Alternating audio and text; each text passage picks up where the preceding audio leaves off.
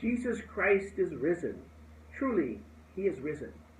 Welcome to this second day of the Octave of Easter, this Monday, within this 8 days that we celebrate as one continuous day, as we continue to celebrate the resurrection of Jesus Christ.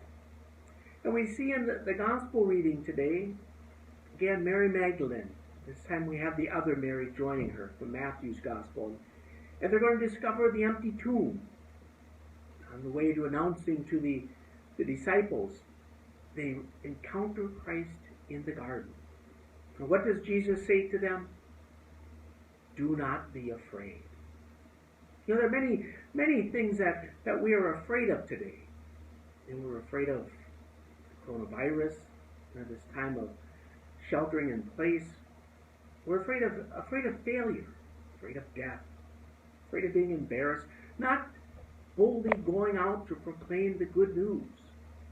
Maybe a little more difficult to do today since we're sheltering in place and somewhat confined, but I notice there are many ways in which people are connecting these days, whether it's through virtual meetings, through emails, texting, sending letters, and giving a phone call, calling somebody, connecting with people again.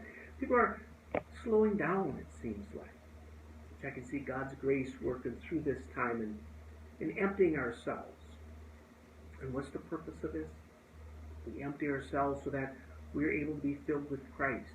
And what better time to do this during this octave of Easter? And Jesus says, do not be afraid, because we can trust in God. Jesus rose from the dead. And we're not a closed system where there isn't something acting from the outside. I'm not all self-contained. God intervenes in our lives. God is right before us, always with us, just waiting to be invited into our lives. When we empty ourselves of all these other things that we fill our lives up with, God is able to flood his grace into our lives and transform us and help us to experience the glory of his resurrection. So as we go forth today during this second day within this octave of Easter, let's go forth proclaiming the good news. Not that we have to stand on the street corner proclaiming the resurrection of Jesus Christ, but in very simple things. It could be simply reaching out to family or friend, reaching out to a neighbor, smiling to someone that we pass when we're out for a walk on the street, being generous, reaching out, doing an act of kindness to someone. So many ways in which we can live out this good news. So let's continue within this octave to do not be afraid, because God is with us.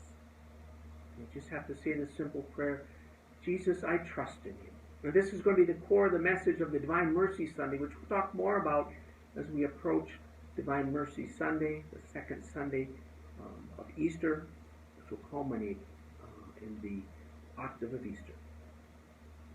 Jesus Christ is risen. Truly, he is risen.